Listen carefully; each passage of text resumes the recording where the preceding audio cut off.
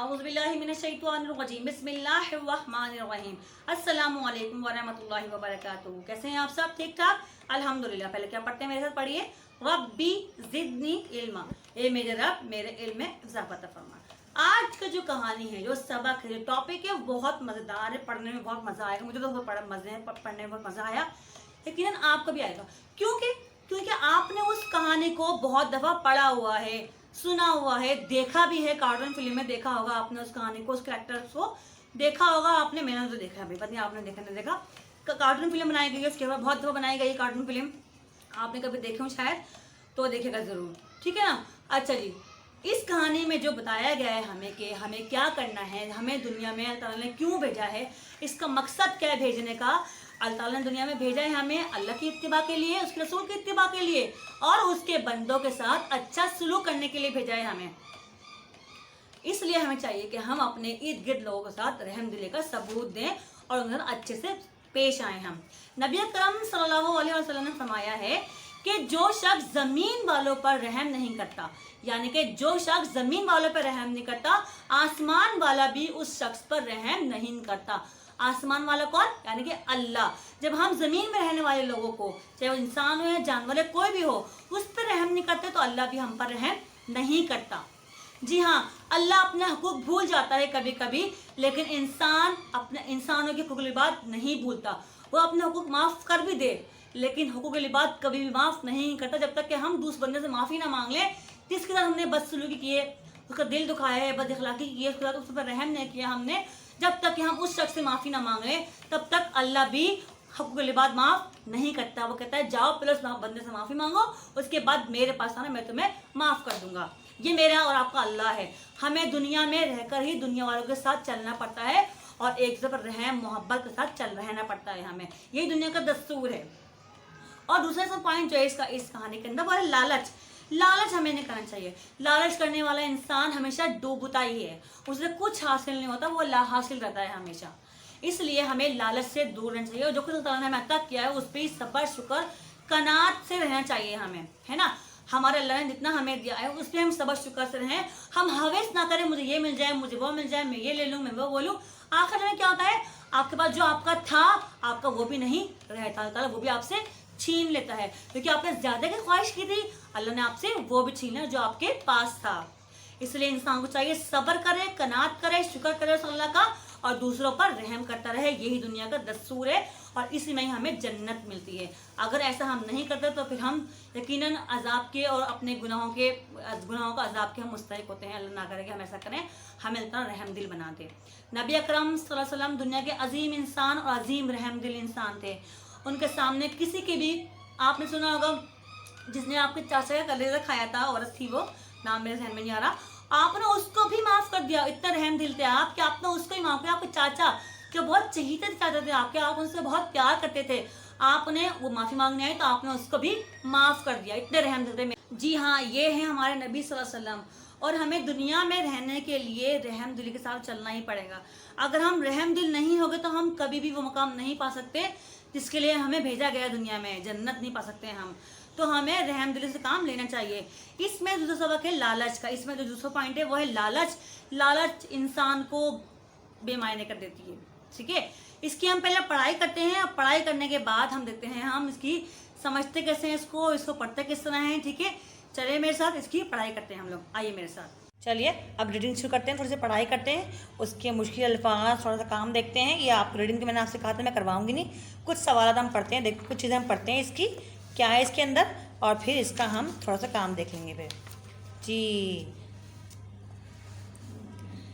सबक नंबर 7 है मेरे पास, रहमदिल मछेरा। जी हाँ, मछेरा देखा, याद आया आपको कहानी याद आई? वो एक मछेरा होता है, वो समंदर पर जाता है, वहाँ से मछलियाँ पकड़ के आता है, फिर बेचता है, इस तरह से अपने वो गुजर बसर करता है। ये भी वही कहानी है।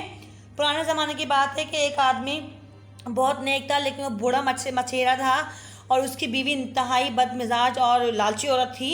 वो रोज़ाना जाता रोज़गार के लिए अपनी मच्छियाँ पकड़ कर आता और फिर जाकर आकर वो बाज़ार में बेचता, इससे अपना वो गुजर बसर करता था। लेकिन इसकी बीवी, उसको ये आदत से पसंद नहीं थी, इसको चाहिए था ज़्यादा चीज़ें, ज़्यादा पैसा, ज़्यादा दौलत। उसको हमेशा लड़ती रहती उससे कि ज़्यादा पैसे लेके आओ। एक झगड़ालू लालची औरत थी उसकी बीवी। फिर अचानक बेचारा बीमार रहने लगा, उस पर इतनी हिम्मत नहीं रही कि जाकर कुछ वो काम कर ले, कुछ काम कर सके। तो एक दिन मछली पकड़ने गया वो, लेकिन सारा दिन ख्वारी के बाद जब वो रात वापस आने लगा तो उसकी जाल में एक मछली आ गई।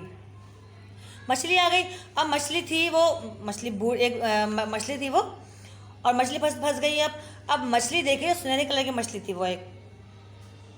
उसने कहा कि मुझे छोड़ दो, मैं मरना नहीं चाहती अभी, आप मुझे मत ले करें, मैं अभी मरना नहीं चाहती। और इस तरह से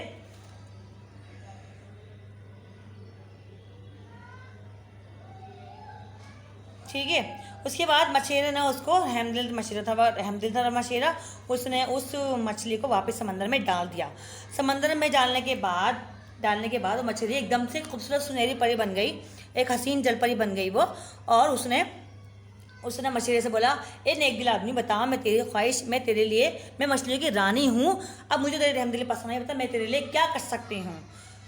तो उस बूढ़े ने कहा कि भाई मुझे, और उसने कहा मुझे कुछ नहीं चाहिए।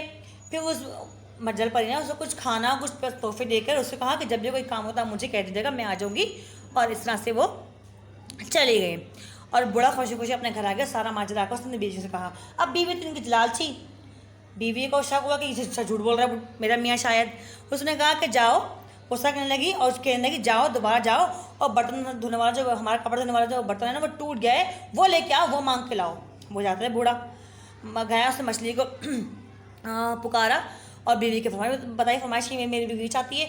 इस तरह से वो बूढ़ी मछली ने बीवी की फरमाइश पूरी कर दी और बर्तन लेके वो वापस घर आ गया। अब बीवी समझ गई कि भाई वाकई कोई जल परी मिल गई है मेरे मियाँ को, अब मैं सारे काम ऐसा करवा लूँगी। अब बीवी की फरमाइशें रोज़ रोज़ बढ़ती जा रही थी। उसी फरमाइशें एक दिन के बाद रोज़ रोज़ बढ़ने लगी। कभी माल दौलत सब कुछ जेवर सब कुछ उसने हासिल कर लिया, फिर उसका दिल नहीं भरा। उसने एक आलिशान बंगला ले लिया, अच्छे कपड़े ले लिए, उसने सब कुछ हो गया उसके पास, लेकिन फिर उसका दिल नहीं भरा। उसका दिल नहीं भर रहा था इन तमाम चीज़ों से। उसके बाद एक दिन बैठे बैठे बुढ़िया को जाने क्या सूझी, यानी कि इसकी बीवी पत्नी क्या सूझी। उसने अपने शेर को बुलाया, कहा मछली के पास जाओ, कहो कि मुझे रानी बना दे। अब वो बीवी का बेचारा रहमदिल था, बीवी की बात मानकर चला गया वो वहाँ पर रानी के और मेरी हाँ मछली के पास चला गया, वो जलपरी के पास गया। उसने कहा कि भाई मेरी बीवी जिद करी कि मुझे वो रानी बना दें, जायज़ ज़रूरत पूरी करने है मुझे। फिर उस पर जलपरी ने कहा जायज़ ज़रूरत पूरी करने मुझे कोई हर्ज नहीं, मुझे कोई मुज़ायका नहीं, लेकिन तुम्हारी बीवी के दिल में तमा और हर्स ने ले लिया है। तमा यानी कि लालच, और हिर्स ने ले लिया है। तमा और हिर्स से कोई हद नहीं। आज अगर तुम्हारी बीवी को ना रोका गया तो तबाही के रास्ते पर आगे से आगे बढ़ती चली जाएगी। जी हाँ बिल्कुल, अगर हम लालच और बुराई को रोकेंगे नहीं तो वो बढ़ता ही आता है, कभी भी ख़त्म नहीं होता। किसी ना किसी को उसको ख़त्म करना होता है। यही जल परी ने किया कि उसने कहा कि इसको रोकना होगा, वरना इसकी लालच बढ़ता रहेगा और पता नहीं आगे क्या क्या अंजाम होगा इसका।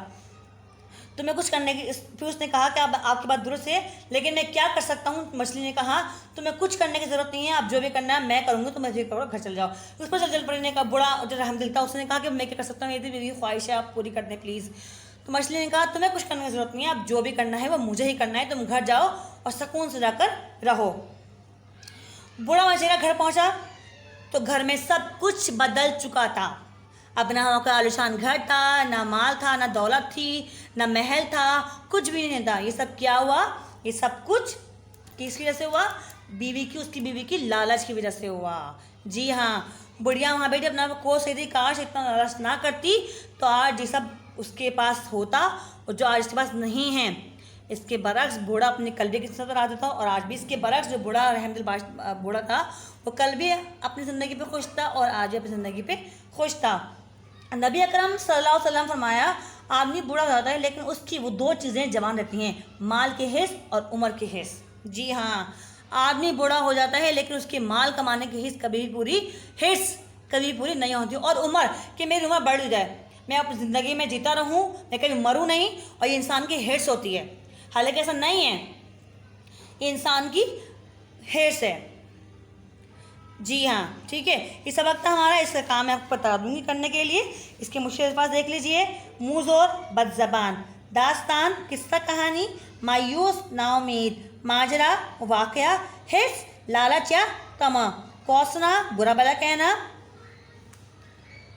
बदमिजाजी चिड़चिड़ापन, मुनफरिद बेमिसल अलग, शुक्रगुजार एहसानमंद। ठीक है, कहानी बहुत ईजी, मैंने ज़्यादा डिटेल में नहीं बताई आपको आते ही करना, आप आराम से भी कर सकते हैं। बस आज के लिए इतना ही, मिलते हैं अगली क्लास में। ओके, अल्लाह हाफिज़।